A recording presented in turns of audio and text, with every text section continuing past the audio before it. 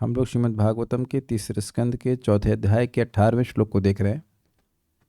उद्धव जी ने 2 श्लोकों में बताया कि कैसे भगवान की लीला विरोधाभासी लगती है और मोहित करने जैसी लगती है या मोहित करती है। 2 अलग अलग श्लोकों में अलग अलग बात कही।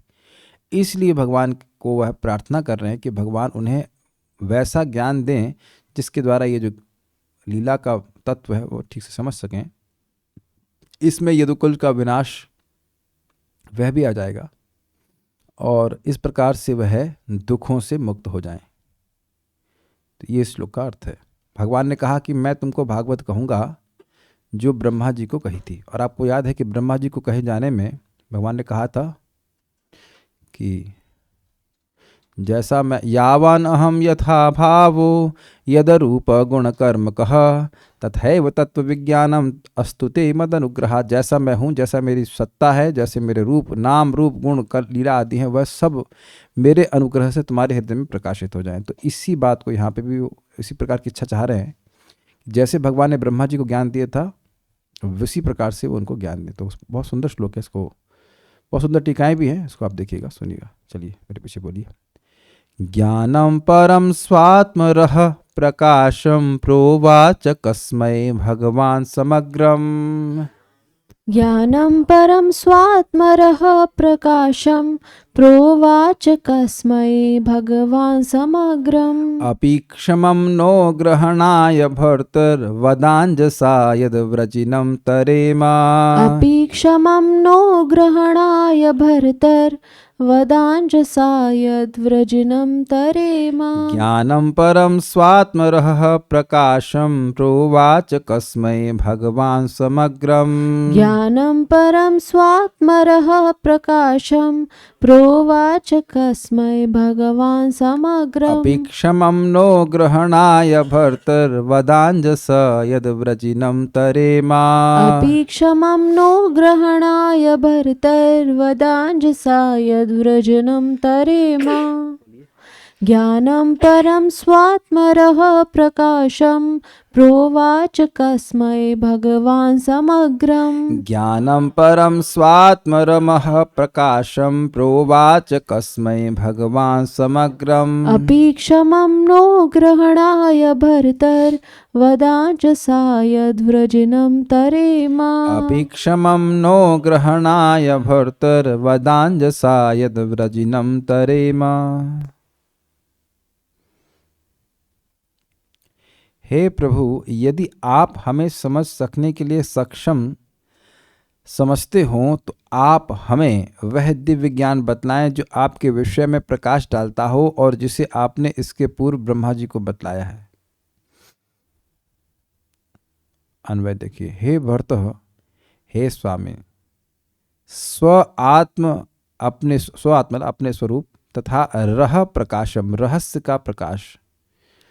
ज्ञानम परम गुह्यम में यद विज्ञान समन्वितम सरहस्यम च अंगम च गृहाण गदितम मया। याद आ रहा होगा कि हमने भागवतम चतुश्लोकी भागवतम में पहला श्लोक यही था कि मैं तुमको ज्ञान दे रहा हूँ, अपने स्वरूप विषय ज्ञान दे रहा हूँ और विज्ञान दे रहा हूँ और उस विज्ञान को प्राप्त करने वाला रहस्य अर्थात प्रेम भक्ति प्रदान कर रहा हूँ और उस प्रेम भक्ति का अंग यानी कि साधन भक्ति के बारे में बताऊंगा। तो अपने स्वरूप के बारे में बताइए और रहस्य का मतलब समझ गए, रहस्य का मतलब भगवान की प्रेम भक्ति के बारे में बताइए। रहस्य का प्रकाशन करने वाले परम ज्ञान कसमय। अब देखिए, कसमय का बड़ा रुचिकर अर्थ है। कसमय का एक अर्थ होता है किसको, यानी जो किसी को नहीं बताया वह बताइए, या क का अर्थ है ब्रह्मा जी। एक शब्द आपने सुना है केशव, तो केशव का क्या अर्थ होता है? जो क अर्थात ब्रह्मा जी और ईश अर्थात शिव जी के भी नियामक हैं। अ मतलब विष्णु, क मतलब ब्रह्मा और ईश मतलब होता है शिव जी। तो कसमय मतलब जो आपने ब्रह्मा जी को ज्ञान दिया था। प्रपात अनुवाद में कह रहे ना ब्रह्मा जी, तो ब्रह्मा जी कहाँ से आ गए? कसमय से आ गए। ये कुछ कैच किया आपने? कसमय का एक अर्थ होता है किसी को और दूसरा अर्थ लिया गया है का मतलब ब्रह्मा जी को। का मतलब ही ब्रह्मा होता है, तो कसमय मतलब ब्रह्मा जी को जो आपने कहा था वही हमको ज्ञान बताइए। क्या ये कैच कर लिया सब लोगों ने बात? ये थोड़ा अजीब सी बात लगती है, कसमय मतलब ब्रह्मा जी कैसे हो गया? कसमय मतलब होता है किसी को, तो आगे चक्रवर्ती पाद कहते हैं जो ज्ञान आपने आज तक किसी को नहीं दिया वह दीजिए हमें। और एक अर्थ यह है, दूसरा अर्थ है कि जो आपने ज्ञान ब्रह्मा जी को दिया वह दीजिए। लगभग तो कैच नहीं कर पाए इस बात को। Is it difficult? देखिए, ये पहली बार नहीं कहा जा रहा है कि केशव में, केशव का अर्थ क्या होता है। एक जिनके केश बड़े सुंदर तरह से सजाए जाते हैं, लेकिन एक और केशव का अर्थ है, कई बार गीता में आया, भागवत में आचा, कोई पहली बार नहीं बोल रहा हूं। केशव में का मतलब ब्रह्मा जी, क प्लस ईश केश हो जाएगा, तो ईश हो गए शिव जी। तो के ब्रह्मा जी और शिव जी के जो नियामक हैं वह हैं केशव, भगवान श्री कृष्ण, केशव धृता इत्यादि। तो यहाँ पे का मतलब ब्रह्मा जी। तो आपने ब्रह्मा जी को भगवान प्रोवाच, भगवान कहे थे। प्रोवाच मतलब प्रकृष्ट नवाच, बढ़िया से कहे थे। तेन ब्रह्म हृदय आदि कविये मोहयंती तो सूर्य, आपके द्वारा, उनके द्वारा, भगवान कृष्ण के द्वारा वेद का ज्ञान ब्रह्मा जी, आदि कवि ब्रह्मा जी के हृदय में प्रकाशित किया गया था। क्लियर? ठीक है। समग्रम, आधा अधूरा नहीं कहिए, पूर्ण रूपेण कहिए। ज्ञानम, वह ज्ञान, नह ग्रहणाय अपि क्षमम, नह मतलब हमको, ग्रहणाया यानी यदि मेरे ग्रहण करने योग्य है, अपि मतलब यदि, तब कृपा पूर्वक कहिए। वदा मतलब कहिए। क्षमम का मतलब धारण कर सकता हूँ। क्षमा मतलब टॉलरेशन, टॉलरेट कर सकता हूँ, लेकिन टॉलरेट का अर्थ में नहीं, मतलब धारण कर सकता हूँ उस ज्ञान को। देखिए, अगर किसी को ज्ञान समझ ही नहीं आए तो उसको बोलने का मतलब क्या है। और यह क्यों कह रहे हैं कि यदि मेरे ग्रहण करने योग्य, क्योंकि भगवान अंदर बैठे हुए हैं और वह हर किसी की योग्यता को समझते हैं। मैंने कई बार रिपीट किया इस बात को कि देखिए, मैं यहाँ बोल रहा हूँ, अभी मैं यहाँ पूछ रहा था क्या आपको समझ में आ रहा है, तो आपको समझ में आ रहा है या नहीं आ रहा ये मैं नहीं जानता हूं। मैं यहां बोल रहा हूं, लेकिन अब ये नहीं कैसे मालूम करूं कि किसको मेरी बात कितनी समझ में आ रही है। ये बोलूंगा तो समझ में आएगा, और ये नहीं बोलूंगा तो, या बोलूंगा तो ये समझ में नहीं आएगा। यह तो मेरे सामर्थ्य के बाहर है ना। तो भगवान तो अंदर बैठे हुए हैं, तो वह ज्ञान दे देते हैं जब समझते कि व्यक्ति योग्य है। एक बात ध्यान रखिएगा, जिंदगी में इस बात को बहुत गांठ बांध के रख लीजिए कि अगर जिस ज्ञान के हम योग्य होंगे तो वह हमारे सामने प्रकाशित कर दिया जाएगा, और जो प्रकाशित नहीं किया जा रहा है उसका क्या मतलब है, उसके योग्य हम नहीं हैं। आप कहेंगे ये सब बात क्यों कह रहे हैं। जिंदगी में कभी भी प्री मैच्योर बेबी मत बनना। अरे प्रभु जी क्या बोल रहे हैं आप। हमको बहुत बढ़िया बात लगी थी भक्ति बृहद भागवत महाराज की। जो व्यक्ति प्री मैच्योर बेबी बन प्रकट हुआ तो जिंदगी भर पोलियो लेके घूमता रहेगा, ठीक से पल नहीं पाएगा। तो जो मैच्योर होने से पहले ही, भक्ति में मैच्योर होने से पहले कि हम अब राधा कृष्ण की लीलाओं को सुनेंगे या सोचने लग जाए मैं गोपी हूँ, कृष्ण मेरे पति हैं, मेरे ये हैं वो, क्योंकि ऐसा भक्त कर लेते हैं। इस्कॉन में आने के बाद भी वो मिस कॉन हो जाते हैं, वो ड्रिफ्ट हो जाते हैं। तो समझ लीजिए कि उनको ये बहुत बड़ी गलत बात है, बहुत गलत बात है। बहुत अच्छा एग्जाम्पल लिए थे भक्ति बृहद भागवत महाराज, प्री मैच्योर बेबी उसके अंग डिस्टर्ब ही रहेंगे। तो यदि जिस ज्ञान के आप योग्य होंगे, मैं योग्य होऊंगा, ऐसा हो ही नहीं सकता कि भगवान आपको ज्ञान न दे। वो तो आपसे ज़्यादा उतावले हैं, लेकिन वो वेट कर रहे हैं कि वो योग्य तो बने। Is it very clear. और इस तरह की बात कई बार भागवत में बोली जाएगी, यदि मैं योग्य हूं। अगर आपको याद हो तो परीक्षित महाराज भी इसी प्रकार से बोले थे सुखदेव गोस्वामी को कि मैंने प्रश्न किया यदि मैं योग्य हूं तो आप मुझे इसका उत्तर दीजिए। It's a very humble way of presenting. और दूसरी बात यह है कि भगवान जानते हैं कि वो योग्य हैं। जो ब्रह्मा जी को ज्ञान दिया है उसके मैं योग्य हूं तो आप मुझे दीजिए। काफी इंटरेस्टिंग है। ठीक है। वदा मतलब कहिए, यत जिससे, क्यों कहूं मान लो पूछे भगवान, तो कहते हैं इससे व्रजनम, व्रजनम मतलब होता है दुख। तो अब इसको कौन सा दुख है उसको व्याख्या की जा रही है, यदुकुल सहार तथा आपके अंतर ध्यान रूप दुख सिंधु को अंजसा तरेमा अनायास ही मैं पार कर सकूं। तो व्रजनम का अर्थ यह नहीं होता यदुकुल का सहार, ध्यान दीजिएगा। व्रजनम का मतलब होता है दुख। व्रजिनहंत्रलम नाथ ते परम, तो व्रजन का मतलब होता है दुख। तो दुख सिंधु क्या था, किसमें वह परेशान हो रहे थे, यदुकुल का सहार हो गया। उनके सारे संबंधी, सारे जो प्रेमी भक्त थे वो सब छूट गए और भगवान का अंतर्ध्यान होने वाला। तो इससे उद्धव जी बहुत दुख में हैं, तो उस दुख को वह अंजसा तरेमा, वह बड़े आसानी से पार कर जाए, ऐसा प्रार्थना कर रहे हैं। ज्ञान कौन सा मांग रहे हैं, माइक पे बताइए। कौन सा ज्ञान मांग रहे हैं, बोलिए, माइक पे बताइए, माइक पे बताइए। कौन सा ज्ञान मांग रहे हैं? वो ज्ञान मांग रहे हैं जो भगवान ने ब्रह्मा जी को दिया था। और उसका प्रभाव क्या होगा? वह यदुकुल के नाश और भगवान के अंतर्ध्यान हो जाने के दुख को बड़े आसानी से बिना प्रयास के पार कर लेंगे। ये बात है। देखिए, एक सीधी सी बात है, सिंपल सी बात बता रहा हूँ। जैसे बहुत सिंपल सी बात है, कैसे ज्ञान हमारे दुख को दूर कर देता है। अगर कोई व्यक्ति के माता पिता का मृत्यु हुई है, तो अगर उसको ये समझ नहीं आ रहा है कि भाई हम देह नहीं हैं, हम आत्मा है, और किसी की मृत्यु नहीं होती और ना ही कोई किसी का माता पिता है, जब तक नहीं समझ में आ रही बात तब तक तो वो दुख ही रहेगा। लेकिन अगर उसको समझ में आ गया कि भाई अवश्यम भावी सबका देह छूटना, ये देह छूट ही रहा है, देह छूट ही गए हैं, तो उसका मन स्थिर हो जाता है। ज्ञान हो जाता है तो दुख बिना प्रयास के चला जाता है। Is it sinking in? This is very difficult. ज्ञान हो जाता है, ज्ञान के लिए प्रयास होता है। ज्ञान हो जाने से दुख अपने आप चला जाता है। जैसे कल अभी रात्रि में अंधकार करके आप सो जाएंगे, सभी लोग सो जाएंगे, तो उठते हैं तो लाइट जलाने के लिए कुछ प्रयास होता है। लाइट आ जाने के बाद अंधकार नष्ट होने में कोई प्रयास नहीं करना पड़ता। बहुत ही गंभीर बात मैं कह रहा हूँ, इसलिए थोड़ा स्लो होकर के रिपीट करके बोल रहा हूँ। जो भी जीवन में हमें दुख आता है, किस रूप में आता है? वो देह को ही तो प्राप्त हो रहा है। जब तक हमारी देह की धारणा बनी है तब तक दुख है, लेकिन अगर हम अपने स्वरूप में स्थित हो जाते हैं भक्ति करके, तब दुख नहीं होगा।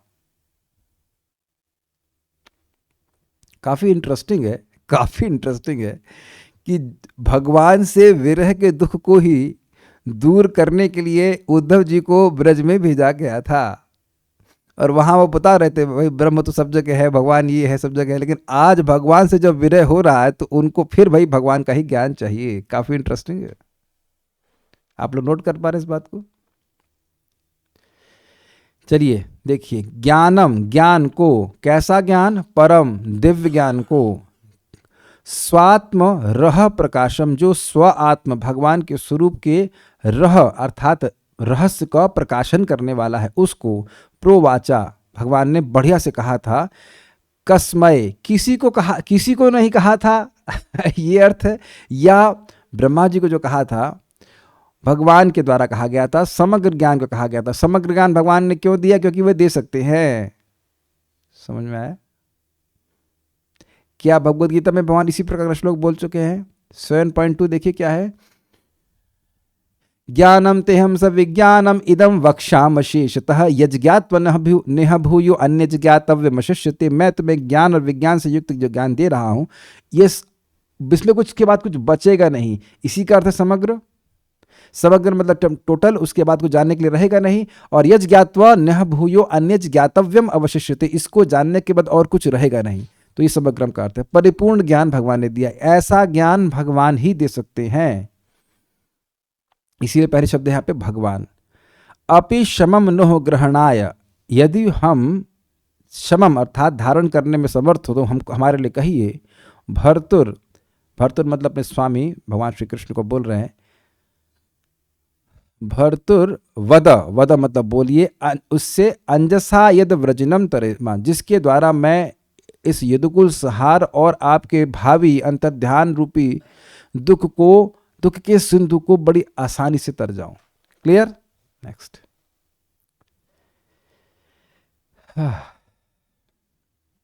सारार्थ दर्शनी। अतः मैं ऐसे ज्ञान का इच्छुक हूं जो इन संशयों को नष्ट कर दे, अर्थात वह ज्ञान जो इन विरोधाभासों को समाधान करे, जिनके विषय में मैंने अभी प्रश्न किया है, जो सबों के लिए अज्ञात हैं, तथा न कि केवल मन महिमा व भाषम आदि में उद्धृत वही ज्ञान जिसे आपने मुझे प्रदान करने की प्रतिश्रुति की थी। ये समझ में आई लाइन बड़ी इंटरेस्टिंग है। वह कहते हैं कि देखिए, आपने कहा कि हमको आप वह ज्ञान देंगे जो आपने ब्रह्मा जी को कहा था, और वह मेरी महिमा का प्रकाशक है। यद सूर्यो भागवतम वदंती, जिसको सूर्यगण भागवत कहते हैं। कुछ समय पहले श्लोक अभी आया था ये। तो अब यहाँ कह रहे हैं कि केवल आपकी महिमा का प्रकाशन करने वाला हो यही ज्ञान मेरे को नहीं चाहिए, अपितु वह ज्ञान चाहिए जिससे मैं इन विरोधाभासों को, जिसके कारण लोगों को आप में संशय हो जाता है, उसका भी मैं समन्वय कर सकूं। जो अपरेंट कॉन्ट्रडिक्शन है उसका मैं समाधान कर सकूं, उसकी वजह से मैं संशय में परेशानी में हूं। क्लियर, समझ में आया? ठीक है। मन महिमा प्रकाशन मतलब मन महिमा अवभासम, मतलब मेरी महिमा का प्रकाशन करने वाला है। भगवान ने पहले बोला था। आप श्लोक क्लास में नहीं थे? बढ़िया नहीं था, ठीक है, मेरी गलती है, पारायण नहीं करा रहा हूं, मैं मानता हूं। आपने कसमय अर्थात ब्रह्मा जी के प्रति इस ज्ञान का वर्णन किया था, ठीक है, कसमय समझ आ गया। अथवा अन्य अर्थ यह हो सकता है कि आपने यह ज्ञान किसी से नहीं कहा, तभी तो डाउट है, तभी तो ये सारी परेशानी हो रही कि आप ऐसा क्यों करते हैं, वैसा क्यों करते हैं। आपने किसी को बताया ही नहीं अब तक कि आप ऐसा क्यों करते हैं। कालात्मन है, काल स्वरूप है, लेकिन फिर भी आप काल यवन के भय से भाग रहे हैं, तो इस बारे में बताया नहीं आपने किसी को, दिक्कत हो रही है। आपने ये कर तो दिया ये लीला, लेकिन यह नहीं बताया कि ये लीला करी क्यों। ध्यान दीजिएगा, काल यवन से भगवान भागे हैं तो द्वारिका निर्माण किए हैं। द्वारिका यानी कि अब काल तो नहीं समझा रहा कौन सी घटना हुई है, कब कब घटना हुई है, लेकिन 11 साल तो भगवान ब्रज में रहे, फिर मथुरा गए तो मथुरा में 17 बार आक्रमण किया, तो 11-17 कितना बार हो गया, 28, तो मोटा मोटी उसी टाइम चले गए वहाँ से। यही माना जाएगा ना भाई, उसी समय से जरासंध ने, हाँ यही माना जाएगा, जरासंध उसी समय से लगातार झगड़ा कर रहा था। जैसे ही अस्थि और प्राप्ति चली गई जरासंध के पास, जो कंस की पत्नी थी और जरासंध की बेटी थी, तो जरासंध ने आक्रमण करना शुरू कर दिया मथुरा पे। तो आप जोड़ लीजिए 11 + 17 कितना हो गया, 28। तो 28वें साल 17 बार भगवान ने हरा दिया, 18वें साल में भागे हैं। तो मान के चलिए कि जब भगवान 29 साल के थे, 29 साल के तब भाग गए। तो 29 साल से लेकर के 125 साल तक भगवान द्वारिका में रहे, लेकिन यह नहीं बताए किसी को कि वो भागे क्यों। इसलिए बात तो समझ में आ रही है ना, कोई विरोध हो तो बताइए। किसी ये नहीं बताया कि भाई, क्या प्रश्न कोई करता कि आप क्या काल यवन से युद्ध करने में असमर्थ थे, क्या आप जरासंध से युद्ध करने में असमर्थ थे? दोनों से ही असमर्थ नहीं थे, तो फिर भागे क्यों, है ना। भगवान बार बार जरासंध को क्यों नहीं मारते थे, आपको पता है? ताकि जितने भी हुण बदमाश है उनको वो कलेक्ट करके लाए और आहुति भगवान के सामने दे, उनको बैठे बैठे मार दें। बलराम जी मारने के लिए उत्सुक होते, लेकिन भगवान कृष्ण कहते कोई बात नहीं, अन्य लोगों को लेके आएगा, उनको यहाँ बैठे बैठे मार देंगे। तो 18वीं बार भी ये कर सकते थे और 19वीं बार भी ये कर सकते थे, लेकिन भगवान छोड़ दी वहाँ पे। तो बातें कुछ क्लियर नहीं हो रही कि ऐसा क्यों कर रहे हैं। भगवान ने इतनी सारी रानियाँ लेके आए, या आपने सुना था कि क्या नाम था, नरकासुर को मारे और वहाँ से धन चुरा रहे हैं। अरे धन तो पहले से ही उनका है, और वहां से धन उठा उठा के चलो चलो द्वारका में भरो, द्वारका में भरो, एज इफ कि द्वारका में धन की कुछ कमी है। तो भगवान ने ये लीला तो करी, लेकिन यह एक्सप्लेन नहीं किया कि ये कर क्यों रहे। तो इसलिए कह रहे कसमय, आपने ज्ञान किसी से नहीं कहा। उस स्थिति में हे भर्तार अर्थात प्रभु, यदि आप मेरे प्रति अनुकंपी हैं तो कृपया उसे कहें। तो अब आप, तब यहाँ पे उद्धव जी भर्तार क्यों कह रहे हैं? स्वामी का ये स्वभाव ही होता है कि अपने सेवक के दुख को दूर करते हैं, अपने सेवक पे कृपा करते हैं। मुझे आपकी कृपा चाहिए, मैं इस संशय से बहुत दुख प्राप्त कर रहा हूं, तो आप मुझे ज्ञान देकर के इस संशय का निवारण कर दें। ठीक, अच्छा, उसके बाद कह रहे हैं यदि मैं इसे ग्रहणाय क्षमम अर्थात ग्रहण करने के योग्य हूं तो इसे बोलें, अथवा यदि मैं योग्य हूं एवं इसे समझाना संभव है तो इसे समझाएं। कुछ समझ में आया? किंतु यदि यह होना चाहिए, किंतु यदि यह वर्णनीय नहीं है तो मत कहें। कभी कभी कोई बात ऐसा हो सकती है कि व्यक्ति समझ सके लेकिन उसका वर्णन नहीं कर सकते। कुछ आप मैं ये केस समझ में आ रहा है? सामने वाला समझ सकता है लेकिन आप समझा नहीं सकते, उसको वर्णन नहीं कर सकते। इस बात को थोड़ा समझिए। भगवान ने भगवत गीता के 10वें अध्याय के अंतिम श्लोक में क्या बोला है? अथवा बहु नय तेना किम ज्ञातेन भवा किम ज्ञातेन तव अर्जुना विष्टभ्यामिदं कृष्णम एकांशिना सत जगत। अर्जुन, अब मैं तुमको कहाँ तक अपनी विभूतियों का वर्णन करूँ, बस इतना समझ लो कि एक अंश से मैं पूरे जगत का पालन कर रहा हूँ। तो अर्जुन, ऐसा नहीं है कि विभूतियों को अगर वर्णन भगवान करते तो नहीं समझ पाते, लेकिन अब भगवान की विभूतियाँ अनंत हैं, कहाँ तक व्याख्या करेंगे? तो फिर अब 10वां अध्याय खत्म ही नहीं होता, आज तक भगवान पढ़ा ही रहे होते कि भगवान की विभूतियों का अंत तो है नहीं कुछ। तो वहाँ भगवान ने संक्षेप में क्या कह दिया कि भाई अब कहाँ कहाँ तक वर्णन करें, अब एक ही अंश से मैं पूरे जगत का पालन कर रहा हूँ, तुम समझ लो। और दूसरा क्या बोल दिया, यद यद विभूति मत्सत्वम श्रीमद ऊर्जतम ए बाबा तत्तद एवाव गच्छत्वम मम तेजस्व संभवम। इस जगत में कोई विभूति से युक्त है वस्तु या तेजस्वी है तो मेरे ही तेज से वह हो रहा, ये बात समझ लो। तो जनरल में समझा दिया, लेकिन अब एक एक बात का वर्णन नहीं कर रहे हैं, यद्यपि अर्जुन समझने में समर्थ है। ठीक है, इस ज्ञान द्वारा मैं यदुकुल के सहार और आपके अंतर्धान आदि से उत्पन्न व्रजनम अर्थात दुख के सिंधु को पार कर लूंगा, जो वर्तमान में ही घटित हो रहा है एवं जिसके विषय में मैं जिज्ञासा कर रहा हूं। मतलब यदुकुल संहार तो अभी हुआ और अब आप अंतर्ध्यान होने ही वाले हो, तो ये दुख मुझसे सहन नहीं होगा। आप जान ही रहे हैं कि भगवान पहले इनको बद्रिकाश्रम जाने के लिए बोल दिए थे, लेकिन भगवान का विरह सहन न कर पाने के कारण भगवान के पीछे पीछे चलते हुए आ गए हैं। तो ये कह रहे हैं कि ये भी होने वाला है, इससे मैं बहुत दुखी होऊंगा, तो आप कृपया इसको बता दीजिए। क्रम संदर्भ देखिए, बड़ा इंटरेस्टिंग है। मैं भगवत विषयक संशय युक्त विद्वानों द्वारा उत्पन्न दुख सिंधु को पार कर जाऊंगा। जिन विद्वानों ने, आपने अभी पहले बोल चुके हैं कि जो विद्वान है उनकी धी भी मोहित हो जाती है, बुद्धि मोहित हो जाती है भगवान की लीलाओं के द्वारा। तो कह रहे हैं कि जो संशय उत्पन्न करते हैं भगवान के बारे में, उससे मुझे बहुत दुख होता है। तो अगर आप प्रॉपर ज्ञान दे देंगे अपनी लीलाओं के बारे में तो मैं इस दुख से पार हो जाऊंगा। क्योंकि जब हम उत्कंठा से आपके चरण कमलों की सेवा करते हैं तो समस्त दुख नष्ट हो जाते हैं। कौन वीशते पाद सरोज भाजाम सुदुर्लभो अर्थेषु चतुर्ष्वपीह तथापि नाहं प्रवृणोमि भूमन भवत पदाम भोजनिषे गुणोत्सुकः 3.4.15। तो ये बात यहाँ पे पहले बोली गई थी, आप उसको सुन चुके हैं। हे प्रभु, जो भक्तगण आपके चरण कमलों की दिव्य प्रेम भक्ति में लगे हुए हैं, उन्हें धर्म अर्थ काम तथा मोक्ष इन 4 पुरुषार्थों के क्षेत्र में कुछ भी प्राप्त करने में कोई कठिनाई नहीं होती। किंतु हे भूमन, जहाँ तक मेरा संबंध है, मैंने आपके चरण कमलों की प्रेम भक्ति में अपने को लगाना श्रेष्ठकर माना है। तो उनका दुख और किसी चीज़ से नहीं है, भगवान की सेवा करके ही भक्त सुखी हो जाते हैं। लेकिन जब विद्वान लोग ऐसे मतामत प्रस्तुत करते हैं भगवान के बारे में, उससे भक्तों को बहुत दुख होता है। जैसे श्रीमन चैतन्य महाप्रभु जब बनारस में गए तो वहाँ पे प्रकाशानंद सरस्वती महाप्रभु की बड़ी निंदा करते थे। तो उनके पास में एक ब्राह्मण, महाराष्ट्रीय ब्राह्मण गए प्रकाशानंद सरस्वती के सामने, और वह जब सुने महाप्रभु की निंदा तो उन्हें बहुत खराब लगा। वह तो श्रीमन चैतन्य महाप्रभु की सेवा करके ही सुखी थे, लेकिन जब भगवान की निंदा ऐसे तथाकथित ज्ञानियों के द्वारा सुनते हैं तब उनको बहुत दुख होता है। तो इसलिए वो चाहते हैं कि भगवान उस ज्ञान को वर्णन करें ताकि उनके संबंध में जो भी डाउट्स हैं वह क्लियर हो जाए। ठीक है। तात्पर्य, उद्धव जैसे शुद्ध भक्त को भौतिक क्लेश नहीं होते। क्यों नहीं होते हैं? क्योंकि वे भगवान के शरणागत हैं, भगवान के अनुकूल कार्य ही करते हैं, क्योंकि वे भगवान की दिव्य प्रेम भक्ति में निरंतर लगा रहता है। एक भक्त भगवान के सानिध्य के बिना दुखी रहता है। भगवान के कार्यों का सतत स्मरण भक्त को जीवित रखता है। इंटरेस्टिंग। आप भक्तों का ये अनुभव होगा कि बीमारी का कष्ट उतना नहीं होता है जितना बीमारी के कारण भजन ना करने का कष्ट होता है। Is it not?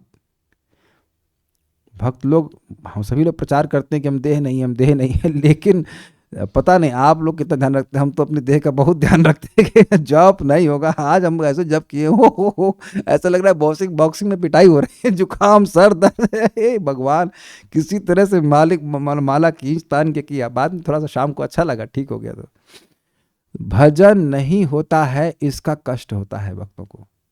क्योंकि एक इंटरेस्टिंग बात है, आप कहते रहिए कि सुख नहीं है या नहीं मिल रहा, लेकिन भक्ति से जो सुख अभी भी मिल रहा है वह किसी भौतिक कार्य से नहीं मिलता। ये है। तो ये इंटरेस्टिंग है। भगवान के कार्यों का सतत स्मरण भक्त को जीवित रखता है। You become refreshed. महाराज बोलते हैं, परम पूज्य राधा गोविंद महाराज, कथा सुनने के बाद व्यक्ति फ्रेश हो जाता है। यू फील फ्रेश्ड, क्योंकि भगवान का संपर्क प्राप्त हुआ है। ये तो सत्य बात है, अनुभव किया जाता है। अतएव उद्धव ने भगवान से प्रार्थना की कि वे उन्हें भी ब्रह्मा जी को पहले उपदेशित किए गए श्रीमद् भागवत के ज्ञान से प्रबुद्ध करें। ये एक बात बड़ी इंपॉर्टेंट है। कभी हमारे मन में डाउट आ जाए कि भाई नाम जब तो इंपॉर्टेंट है और भागवत इंपॉर्टेंट नहीं है, तो मेरे ख्याल से मुझे कुछ और बोलने की जरूरत नहीं है। Is it not? क्या आप उद्धव जी से भी बड़े भक्त हैं? Please raise your hand if you are greater than Uddhav ji. इधर तो कोई चैंपियन नहीं है। So at what point of our Krishna consciousness we can give up Bhagavatam? ये एक अमेजिंग बात है ना कि भाई जो भगवत प्रेमी है, जो भगवान के एकदम पार्षद हैं, वह भी भागवत सुन रहे हैं। भगवान की रानियां भागवत सुन रही हैं। उद्धव जी सुनाए थे, यही ब्रज में सुनाए थे। परीक्षित महाराज सुन रहे हैं, सुखदेव गोस्वामी सुन रहे हैं। तो हम ही लोग ऐसे परमहंस हो गए जो हमको सुनने की जरूरत नहीं है। अब विचार कर लीजिए। Subodhini is really tasty. अब आप देखिएगा उसको कितना सुंदर है, बहुत मजेदार है। पहले कहा हुआ जो हमारा मोह है वह अज्ञान कृत है। ये जो बताया गया ना कि आपकी लीला समझ में नहीं आती, अतः वह मोह ज्ञान से ही नष्ट होगा। अतः ज्ञान का ही प्रतिपादन करने वाला भागवत कहना चाहिए। लेकिन ये भगवान की लीला आदि को प्रकाशन करने वाला ज्ञान है। ये निर्विशेष ब्रह्म का ज्ञान नहीं देने की बात बोल रहे हैं, क्योंकि उनको निर्विशेष ब्रह्म के संबंध में मोह नहीं था, भगवान की लीला के संबंध में दिक्कत थी। ये समझ में नहीं आ रहा है। अब देखिए इंटरेस्टिंग, ज्ञान और अज्ञान दोनों परस्पर वैसे विरोधी हैं जैसे जागृत और स्वप्न, और दोनों समान बल वाले होने से एक दूसरे का दोनों ही मर्दन करने वाले हैं। जब जग जाते हैं तो स्वप्न नष्ट हो जाता है, जब स्वप्न में चले जाते हैं तो जागृत अवस्था नष्ट हो जाती है। तो दोनों बराबर का दोनों एक दूसरे का बराबर से मर्दन करने वाले हुए कि नहीं हुए? अज्ञान ज्ञान को परास्त कर दे रहा है, ज्ञान अज्ञान को परास्त कर दे रहा है। क्या ये आपको उदाहरण समझ में आपको बड़ा मजा आया था? जब जग जाते हैं तो स्वप्न खत्म, और जब तक स्वप्न चल रहा है, जैसे ही स्वप्न में चले गए, सो गए, तो अब जागृत जीवन समाप्त। कुछ याद रहता है आपको जागृत जीवन का? यस, ठीक है। अर्थात जैसे ज्ञान अज्ञान का नाश करता है, वैसे अज्ञान ज्ञान को दबा लेता है। तो फिर ज्ञान प्राप्ति से क्या लाभ? मान लो भगवान कहें ऐसा कि भाई जैसे ज्ञान अज्ञान को हटा देता है, वैसे अज्ञान भी तो ज्ञान को दबा देता है। तो तुम ज्ञान लेके करोगे क्या? तो इस पर कहते हैं साधारण ज्ञान नहीं चाहिए, किंतु परम अर्थात उत्तम ज्ञान होना चाहिए, जो ज्ञान प्रकृति आदि का नियंत्रण करने वाला तथा अज्ञान को मिटाने में समर्थ हो। ऐसा ज्ञान दीजिए जो अज्ञान को नष्ट कर दे, दबे नहीं उससे। अब कह रहे हैं लेकिन सबसे मुख्य भगवत इच्छा है। यदि भगवान की इच्छा होवे कि इसका ज्ञान नाश होवे, तो अज्ञान का निवर्तक ज्ञान भी भगवत प्रेरित माया से नाश ही होगा। जैसा कि कहा है, ज्ञानिनापि चेतांसी देवो भगवती हिसा बलाद आकृष्य मोहाया महामाया प्रयुच्यति। इस शास्त्र वाक्यानुसार भगवती देवी महामाया ज्ञानियों के चित्तों को बल से खींचकर मोह को दे देती है, अर्थात ज्ञानियों को भी मोह में डाल देती है, जिससे उनका ज्ञान नष्ट हो जाता है और वे संसारी ज्ञान बन जाते हैं। अतः पर ज्ञान से भी क्या लाभ होगा? आप दोनों समझने का प्रयास कीजिए। हुआ क्या? ये कोई ज्ञानी है जिसका देह का अनुसंधान समाप्त हो गया है, समझ गया? ज्ञान मतलब अपने को देह मानना। तो ज्ञान का अनुशीलन किया, तपस्या करी, तो वह इस भावना से मुक्त हो गया कि मैं यह देह हूं, ठीक। लेकिन अब उसने अगर भगवान के प्रति अपराध कर दिया, तो फिर वह बंधन में पड़ जाएगा। समझ में आ रहा है? इस बात को आरुह्य कृच्छे न परम पदम तथा पतंति नादृत युष्मात् पतांग्रया। श्लोक शुरुआत कहां से हो रहा है? ये न्येरविंदाक्ष विमुक्त मानिनस त्वयि अस्त भावान अविशुद्ध बुद्धयो आरुह्य कृच्छे न परम पदम ततः पतंति नादृत युष्मत् पदांग्रह। अन्य लोग कोई हैं जो भगवान के भक्त नहीं। ये न्य अरविंदाक्ष विमुक्त मानिना। हे अरविंदाक्ष, हे कमल नयन श्री कृष्ण, कुछ अन्य लोग हैं जो भगवान के भक्त नहीं हैं। वे त्वयस्त भावाद अविशुद्ध बुद्धे, उनके आपके प्रति जो भाव है, सम्मान का भाव है, अस्त हो गया है। क्यों? क्योंकि अविशुद्ध बुद्धि, उनकी बुद्धि अविशुद्ध है और अपने को विमुक्त मानते हैं, विशेष रूप से मुक्त मानते हैं कि भाई हम देह के अध्यास से मुक्त हो गए, हम अपने को देह नहीं मानते हैं, लेकिन भगवान के प्रति भाव नहीं है। आरूह्य कृच्छ्रेण परम पदम, तथा परम पद को, परम शब्द यहाँ पे भी परम ज्ञानम, परम पद, परम ज्ञान को बड़ी कठिनाई से, बड़ी तपस्या से प्राप्त करने के बाद भी गिरते हैं। यानी एक नहीं गिरता है, पूरा समूह गिरता है। क्यों? अनादृत युष्मात पदांग्रे, आपके चरण कमलों का अनादर करने से। अगर आपको बात यहां समझ में नहीं आ रही है तो जरा आप भगवद गीता में चलिए, 9वें अध्याय में भगवान क्या कह रहे हैं। क्या श्लोक है वो, मुझको, मानुषिम तनु अवजानन्ति माम मूढ़ा मानुषिम तनुमाश्रितम परम भावम अजानन्तो मम भूत महेश्वरम। तो मेरी अवज्ञा करते हैं वह लोग और कहते हैं कि मैं मनुष्य के शरीर को धारण किया हूं, यद्यपि वो ज्ञानी हूं, मेरे परम भाव को नहीं जानते। मम भूत महेश्वर, मैं सभी भूतों का महाईश्वर हूं। तो अगर ऐसा वो करते हैं, कृष्ण को समान मनुष्य मानते हैं, तो क्या होगा? तो कहते हैं मोघाशा मोघ कर्माणो मोघ ज्ञान विचित सा राक्षसीम आसुरीम चैव प्रकृतिम मोहिनीम श्रिता। उनकी मोक्ष, मोघ आशा मतलब भगवत धाम जाने की आशा, मोघ कर्म अर्थात स्वर्ग जाने की आशा, और मोघ ज्ञान, उनका ज्ञान भी मोघ हो जाएगा अर्थात विफल हो जाएगा।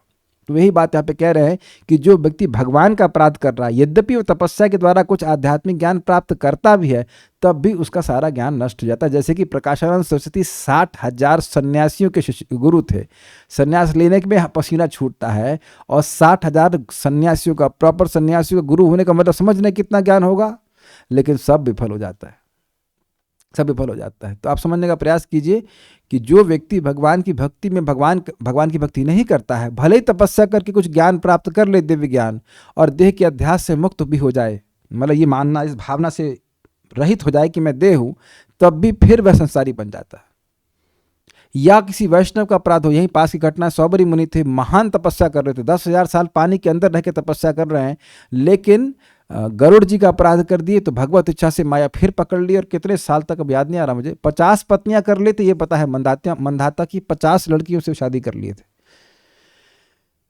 तो ये भगवत इच्छा से माया फिर पकड़ सकती है ऐसे व्यक्ति को, समझ में आ गया।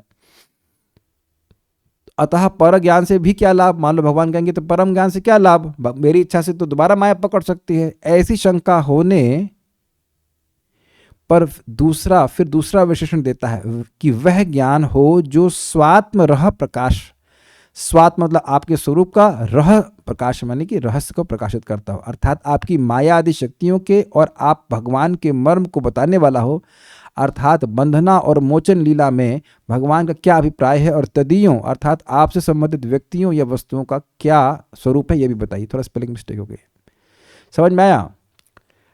भगवान के स्वरूप को जानना मतलब भगवान को जानना, भगवान की माया शक्ति को जानना, भगवान की जीव शक्ति को जानना, भगवान के भक्तों को जानना, भगवान से संबंधित सभी वस्तुओं को समझना, ये सब बात आ जाएगी उसमें। जैसे कि हमने 1.1.2 में सुना है वेद्यम वास्तवम अत्र वस्तु, तो वहाँ वस्तु बोला है कि भगवान, उसके बाद वस्तुनः शक्ति माया, वस्तुनो शक्ति जी, वस्तुनो अंशः जीव, भगवान का वस्तु हैं भगवान, जिनकी त्रिकालिक सत्ता है, तीनों काल में भगवान रहते हैं, वो वास्तविक वस्तु हैं, और उनकी ही शक्ति माया है, माया भी शाश्वत है, तो उसको भी आप भागवत समझते हो, और भगवान का अंश जीवात्मा है, उसको भी आप भागवतम समझते हो। तो जीवात्मा क्या है, भगवान क्या है, माया शक्ति क्या, संबंध ज्ञान, ये सब क्या है, ये सब बताइए। क्यों? क्योंकि देखिए वह जो ज्ञानी है यह समझ गया है कि देह में वह देह नहीं है, लेकिन वह यह नहीं समझ पाया कि भगवान का नित्य अंश है, इसलिए भगवान के प्रति अपराध कर सकता है और फिर माया पकड़ेगी उसको। Does that make sense? तो सबके बारे में बताइए, आपके धाम के बारे में, आपके रूप के बारे में, लीला के बारे में, सब कुछ बताइए। कैसे वह जीव बंधन में पड़ रहा है, कैसे भगवान उसको बंधन में रख रहे हैं, ये बंधन में रख रहे हैं, कैसे मुक्त कर रहे हैं, सब कुछ बता दीजिए। जिस ज्ञान से रहस्य प्रकट होता हो वैसा ज्ञान रूप भागवत भगवान ने ब्रह्मा को सुनाया था, ऐसा मैंने सुना है। कसमय पद के दो अर्थ हो सकते हैं, एक कसमय ब्रह्मा को और दूसरा कसमय किसको। अब बड़ा रुचिकर है, किसको मतलब किसी को बोला था। अब देखिए इससे जानने में नहीं आता कि भागवत भगवान ने किसको दिया है। यदि मालूम हो कि इसको दिया है तो उससे पूछा जाए। समझ में आया? हमको बड़ा मजेदार लगा कि भाई अगर ये मालूम चल जाता कि भगवान ने ये ज्ञान किसको दिया है तो मैं उससे पूछ लेता भगवान, लेकिन मुझको ये समझ नहीं आ रहा है कि किसको दिया है। कसमय किसी को आप दिए हैं, हमको नहीं मालूम चल रहा, इसलिए आप हमको बताइए। आप बोले तो होंगे, एक कसमय मतलब ब्रह्मा जी को बोले हैं, तो ठीक है, ब्रह्मा जी के पास तो हम जा नहीं सकते। किसी और को भी बोले होंगे, लेकिन हमको नहीं पता किसी और को बोले होंगे, तो आप कृपया उसके, अगर मालूम होता तो उससे पूछ लेते, लेकिन आप किसी और को भी बोले होंगे तो वह ज्ञान हमको बता दीजिए जो आपके स्वरूप का प्रकाशन करने वाला है। हमको अच्छा लगा था ये बात। उसमें भी भेद है, क्योंकि भगवान के अभिप्राय अनंत है। हो सकता हो भगवान अपने स्वरूप का प्रकाशन किए हों लेकिन पूर्णता नहीं किए हों, जैसे भगवत गीता में भगवान बताए हैं, लेकिन उसी का विस्तार और भागवत में और भी है। तो ऐसा नहीं कह रहा हूँ कि भगवत गीता में पूरा नहीं बताया है, लेकिन संक्षेप में बताया है, तो कहीं थोड़ा बताया है या पूरा बताया है, कहीं अलग अलग तरह से बताया है। अतः जिससे सब कुछ अभिप्राय जानने में आए वह समग्र भागवत कहिए, इसलिए यहाँ पे आया समग्रम शब्द। आप हो सकता हो कि किसी विशेष बात को, भागवत की किसी विशेष बात को समझाने के लिए कहीं बोले हो, तो वैसा नहीं, आप ऐसा बताएं कि समग्र ज्ञान हमको हो जाए। भगवान अचिंत ऐश्वर्य से युक्त है, अतः कदाचित वैसा संपूर्ण ज्ञान भी कहे हो, इस प्रकार की संभावना है। समझ में आया? आप ऐसा नहीं कह सकते कि आपने समग्र ज्ञान किसी को कभी कहा ही नहीं। दो बातें आ रही हैं। समग्रम का मतलब है, एक बात यह है कि हो सकता है कि आपने कहीं और कहा हो लेकिन पूर्ण ना कहा हो, हमको आप पूर्णता में कहिए, हम अब कोई संशय नहीं अपने मन में रखना चाहते हैं। दूसरा, आप यह भी नहीं कह सकते कि अरे भाई हम पूरा कोर्स पढ़ाए नहीं, आप अचिंत ऐश्वर्य से युक्त हैं, आप पूरा पूरा कोर्स पढ़ाए हुए हैं। Does that make sense? ऐसा नहीं है कि आपके पास ये सामर्थ्य नहीं है कि आप किसी को समग्रता में ज्ञान दिए ही ना हो। जैसे मैं अपनी एक अक्षमता बताता हूं कि भाई जैसे ये भक्ति रसायन सिंधु है, तो उसके जो पहले 2 श्लोक हैं मंगलाचरण, वो मेरी रेंज के बाहर है। मतलब बाकी भी पढ़ा नहीं हूँ, लेकिन पहले वाले तो बिल्कुल ही बाहर हैं। तो कोई मान लो मैं पढ़ाऊँ, कहे कि आप उसको अच्छे से पढ़ाइए, पूरी समग्रता में पढ़ाइए, तो मैं क्या कहूँगा, भाई मैं उसको समझा ही नहीं तो मैं पूरा कैसे पढ़ाऊँगा? Is it not? यहाँ पे भी मैं सारी टीकाएं नहीं ले रहा हूँ, क्योंकि सारी टीकाओं की सारी बात हमको पूरी बात समझ में नहीं आती है। मैं भगवान थोड़ा हूँ भाई, लेकिन भगवान तो सब कुछ बोलने का सामर्थ्य रखते हैं ना। तो समग्र मतलब इनका कहने का आशय यह है कि आप पहले भी कहीं ना कहीं ब्रह्मा जी को या किसी और को जरूर समग्र ज्ञान दिए होंगे, तो आप मुझको भी वैसे समग्र ज्ञान दीजिए, क्योंकि आपके ये काफी संभावना है, ये संभव है आपके लिए कि आप ऐसा बोल सकते हैं, आप भगवान हैं। नहीं समझ में आ रहा? माइक भी पूछिए, क्या समझ में नहीं आ रहा? पर प्रभु जी, ये भी तो सभी को ज्ञात है कि भगवान को पूरी तरह समझा नहीं जा सकता, भगवान अचिंत्य हैं। ना, देखिए, भगवान को पूरा नहीं समझा जा सकता वो बात नहीं हो रही है। जितना समझा जा सकता है वह समग्रता में ज्ञान आप दिए हैं। जितना किसी जीव के लिए समझना आवश्यक हो। माइक पे बताइए क्या पूछ रहे हैं? वो तो सब उद्धव जी को भी पता है, वो तो अच्छे से समझते हैं भगवान को, पर वो भगवान की जो लीलाएं हैं, भगवान ने ऐसा क्यों किया, इस तरह से क्यों किया, वो नहीं समझ आ रहा ना उनको। हाँ, वो नहीं समझ पिछले में से आ रहा है, पिछले तो वो श्लोक ये में कह रहे हैं हुआ कि था। समग्रता में बताइए। पॉइंट यहाँ पे कह रहे हैं कि ऐसा आप ये नहीं कह सकते भगवान कि मुझको समग्रता में ज्ञान देना नहीं आता, मैं इस कोर्स को नहीं पढ़ाया हूँ, ऐसा आप नहीं कह सकते, क्योंकि आप अचिंत ऐश्वर्य से युक्त हैं, भगवान हैं, सारा ज्ञान आपके पास है, तो आप इस ज्ञान को समग्रता में दे सकते हैं। इसलिए इस श्लोक में समग्रम शब्द आया है। आप पूरा बताइए, ये बात बोल रहे हैं। अच्छा, वह ज्ञान पुरुष विशेष ही धारण कर सकता है, कोई विशेष व्यक्ति ही धारण कर सकता है। अगर भगवान कहे कि हम बोल तो दे, लेकिन अब कोई विशेष बिरला व्यक्ति समझ सकता है। यदि यूं है तो वह ज्ञान यदि हम ग्रहण करने में समर्थ होवें तो कहना चाहिए अपि क्षमम नो ग्रहणाया में अपि शब्द संभावना से कहा है। मतलब यदि मैं समझने में समर्थ हूं तब आप बताना, ऐसी संभावना। अच्छा, दूसरी बात यह है कि आप ऐसा क्यों मानते हैं कि आप समर्थ है, आप ऐसा क्यों मानते हैं कि यह संभावना है कि आप समर्थ है? ऐसा सुनाई पड़ रहा है, इंटरेस्टिंग है। तो कह रहे हैं ऐसी संभावना मुझे इसलिए हुई है कि आपकी मेरे पर कृपा है। तो अब एक प्रश्न आएगा कि आप यह क्यों जान रहे हैं कि आप पर मेरी कृपा है? तो कहते हैं हे भर्ता, अब इंटरेस्टिंग है, आप मेरे स्वामी हो। स्वामी तो सेवकों पे कृपा करता है, लेकिन अब देखिए एंगल देखिए कितना सुंदर है। स्त्री यदि अनधिकारी हो तो भी पति को और उसके धर्म को धारण कर लेती है। इसका क्या मतलब है? बड़ा रुचिकर मतलब है। पति की सेवा करने से पति का ज्ञान, पति का जो धर्म है वह पत्नी को भी मिलने लगता है। एक रुचिकर घटना बताया आपको। जहाँ तक मुझे स्मरण आ रहा है, मैं परम पूज्य राधा कुंज महाराज से सुना हूँ इस बात को, कि कोई ब्राह्मण थे, वह वेद पढ़ाते थे अपने शिष्यों को, तो उनकी पत्नी तो घर में खाना बनाती थी, वो पढ़ी लिखी भी नहीं थी और वह उस पाठ को सुनती रहती। तो एक दिन ब्राह्मण देवता या जो गुरु जी थे वह घर में नहीं थे, तो जो लड़के थे वो वेद पाठ कर रहे थे, तो वो माता जी बोलती, अय तुम ठीक से नहीं बोल रहे हो, इसको ऐसे बोलना चाहिए। अब समझ में आया? यद्यपि वह वहां बैठ के पढ़ नहीं रही थी, लेकिन सुन सुन के उनको बात समझ में आ गई। देखिए, ये कोई कठिन चीज नहीं है। जैसे हम देखते हैं कि रुक्मिणी क्षत्रिय कन्या है, तो क्षत्रिय परिवार में जन्म लेने के कारण क्षत्रियों की जो तिकड़म है वह भी जानती हैं, और इसी कारण से भगवान श्री कृष्ण को बोलती हैं, आप सीधे मत आइएगा, इस समय आइएगा जब मैं दुर्गा जी के पास जा रही होंगी और वहाँ से मेरा अपहरण कर लीजिएगा। तो वहाँ पे भी महाराजा प्रवचन आप सुनेंगे तो वहाँ बड़ा अच्छे से बता रहे थे कि जो ब्राह्मणियाँ रुक्मिणी जी को दुर्गा जी के मंदिर में लेके जा रही थी, तो वह उनसे पूछी कि तुम क्या चाहती हो, तो वो कह लेंगे, रुक्मिणी कहती हैं कि मेरी मतलब उनकी शादी कृष्ण से हो जाए। तो तुरंत मंत्र लिख दी तुरंत मंत्र बना दिया दुर्गा जी की उपासना का, जिसमें बोला गया कि वो कृष्ण उनके पति हो जाए।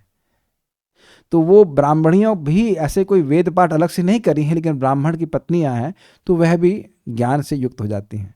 तो जैसे भाई पति का अर्थ होता है मतलब पति का अर्थ होता है स्वामी, तो जैसे पति के धर्म को एक ब्राह्मण मतलब एक पत्नी स्वीकार उसमें आ ही जाता है, उसको संग रहने से, सेवा करने से, तो आप भी हमारे स्वामी हैं, पति हैं, तो आपकी कृपा से आपका धर्म, आपका गुण हमारे में आ गया है, हमारी योग्यता, हमें आपकी सेवा के द्वारा हमें योग्यता आ गई है। देखिए, ये बात आपको तीसरे स्कंद में ही कर्दम मुनि और देवाहूति के प्रसंग में समझ में आ जाएगी।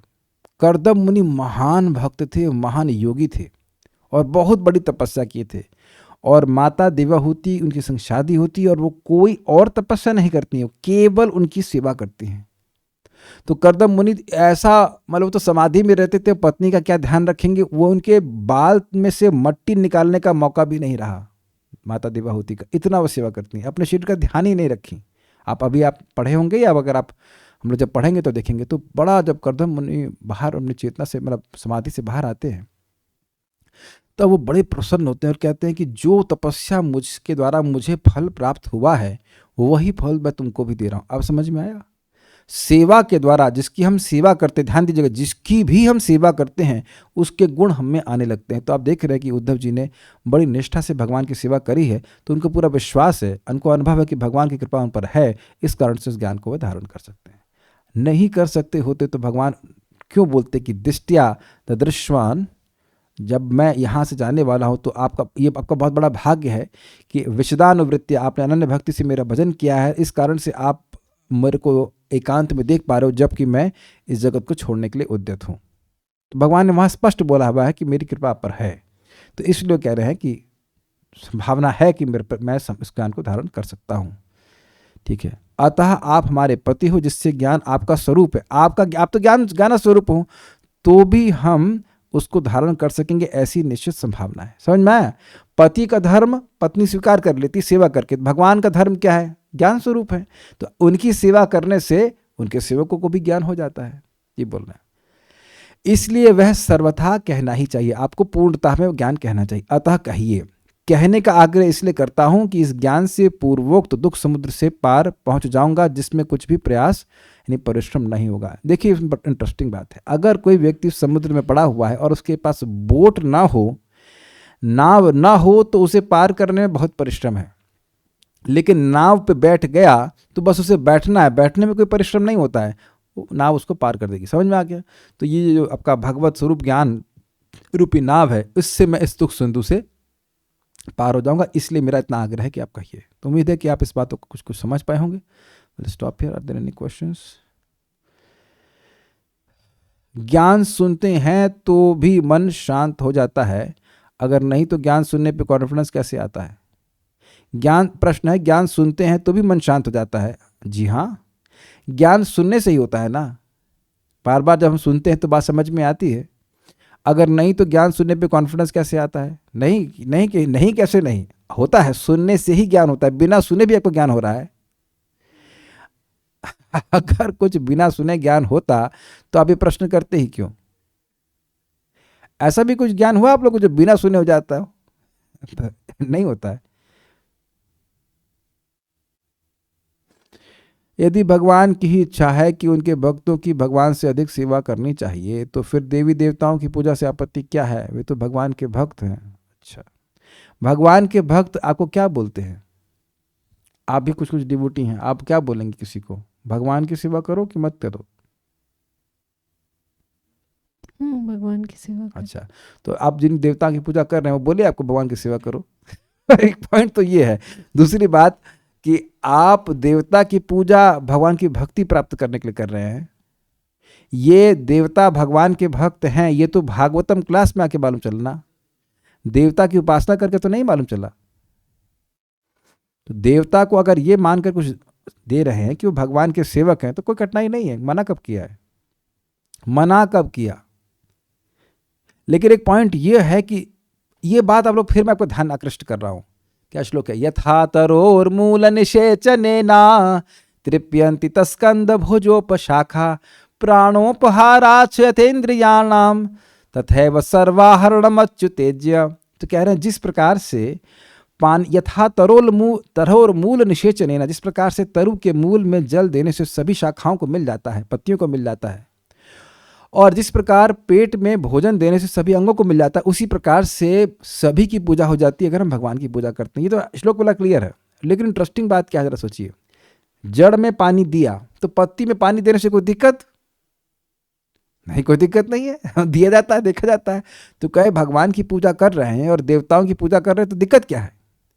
इसीलिए दूसरा उदाहरण दे रहे हैं कि भाई देखो, पेट में भोजन दोगे तो अच्छा है, सब अंगों को मिलेगा, लेकिन तुम सोचो कि रोटियां आंख में बांध लें, मान लो पेट भर गया है तो कहें खीर हम आंख में, कान में भर लें या नाक में डाल लें, तो उससे केवल रोग होगा, वह ग्रहण भी नहीं कर पाएंगे।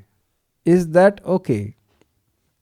और ये भी संभावना हो जाएगी कि व्यक्ति भगवान को अन्य देवताओं के बराबर मानने लगे। तो तत्वेना अतः च्वनन्ति ते, जो लोग भगवान को यज्ञों का एकमात्र भोक्ता नहीं मानते हैं, वह व्यक्ति निश्चित रूप से गिरता है। तो अन्य देवताओं की पूजा करने से ये भ्रम हो ही जाता है कि वह भगवान के समान शक्तिशाली है। आप ये समझ लीजिए कि कोई भी व्यक्ति अमृतत्व नहीं दे सकता भगवान के अलावा। Okay, so will stop here. Shrimad Bhagavatam की जय, श्रील प्रभुपाद की जय, निताय गौर प्रेमानंदे।